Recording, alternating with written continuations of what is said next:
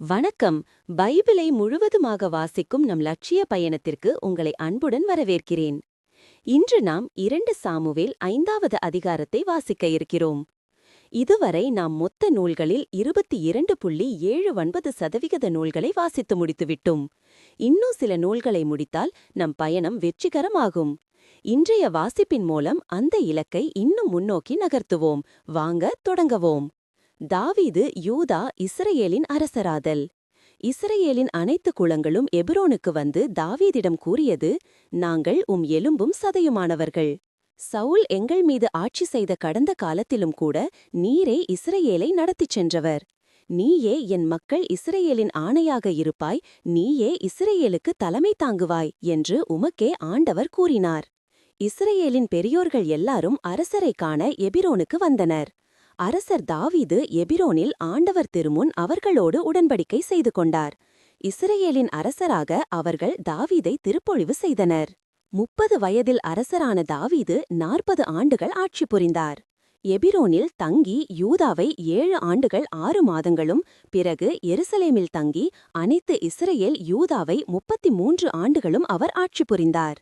அரசரும் அவருடைய ஆள்களும் அம்மண்ணின் மைந்தர் எபூசியருக்கு எதிராக எருசலேம் சென்றபோது அவர்கள் தாவீதை நோக்கி, நீர் இங்கே வர முடியாது, பார்வையற்றவரும் முடவரும் கூட உம்மை அப்புறப்படுத்தி விடுவார்கள், அதாவது இங்கே தாவீது வர முடியாது என்றனர்.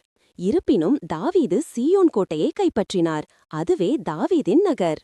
அன்று தாவீது, எபூசியரை தாக்குகின்றவர்கள் குடைகால்வாய் வழியே சென்று தாவீது உளமாற வெறுக்கும் முடவரையும் பார்வையற்றவரையும் கைப்பற்றட்டும் என்று கூறப்பட்டது.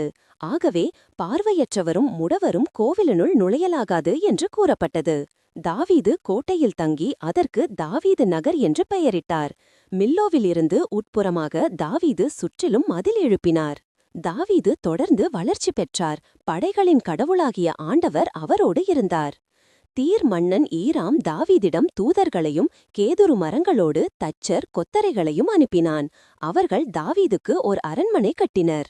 ஆண்டவர் தம்மை இஸ்ரயேலின் அரசராக நியமித்தார் என்றும் தம் மக்கள் இஸ்ரயேலுக்காகவே அவர் தம்மை உயர்த்தினார் என்றும் தாவீது உணர்ந்தார். எபிரோனை விட்டு வந்ததும் தாவீது மேலும் பல வைப்பாட்டியரையும் மனைவியரையும் எருசலேமில் தேர்ந்தெடுத்தார். மேலும் பல புதல்வரும் புதல்வியரும் தாவீதுக்கு பிறந்தனர். எருசலேமில் அவருக்கு பிறந்தவர்களின் பெயர்களாவன சம்முவா, சோபாபு, நாத்தான், சாலமோன், இப்கார், எலிசுவா, நேபேகு, யாப்பியா, எலிசாமா, எலையாதா, எலிபிலேற்று. பெலிஸ்தியர் மீது வெற்றி. தாவீது இஸ்ரயேலின் அரசராக திருப்பொழிவு செய்யப்பட்டார் என்று கேட்டதும் பெலிஸ்தியர் எல்லாரும் தாவீதை பிடிப்பதற்கு புறப்பட்டு சென்றனர். தாவீது அதை கேள்வியுற்று கோட்டைக்குள் புகுந்து கொண்டார். பெலிஸ்தியர் வந்து இரப்பாயம் பள்ளத்தாக்கில் பரவினர். பெலிஸ்தியருக்கு எதிராக நான் செல்லட்டுமா, நீர் அவர்களை என் கையில் ஒப்புவிப்பீரா என்று தாவீது ஆண்டவரிடம் கேட்டார். செல், உறுதியாக நான் பெலிஸ்தியரை உன் கையில் ஒப்புவிப்பேன் என்று ஆண்டவர் தாவீதிடம் கூறினார். தாவீது பாகால் பெராச்சிம் வரை வந்து அங்கே அவர்களை தோற்கடித்தார்.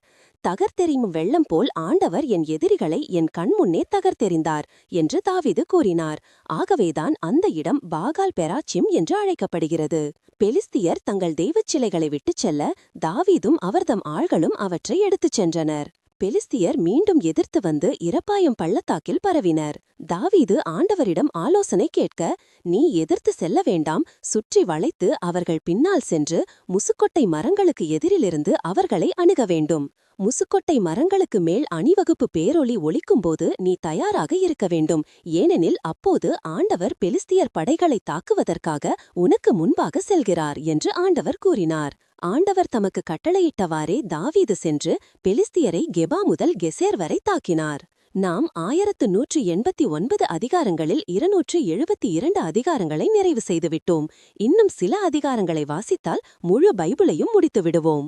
நாளை அடுத்த அதிகாரத்தை பார்க்க சந்திப்போம். நாள்தோறும் இந்த பயணத்தில் நீங்களும் பங்கேற்றால் பைபிளை முழுமையாக வாசித்து முடிப்போம். இது நம் வாழ்க்கையிலும் ஆன்மாவிலும் பெரிய மாற்றத்தை ஏற்படுத்தும். இந்த பயணம் உங்களுக்கு நம்பிக்கையையும் சமாதானத்தையும் கொடுத்தால் இந்த வீடியோவை லைக் செய்யவும் சப்ஸ்கிரைப் செய்யவும் மறக்க வேண்டாம். பகிர்ந்து மற்றவர்களையும் இந்த பயணத்தில் சேருங்கள். நாளை மறக்காமல் வாருங்கள்.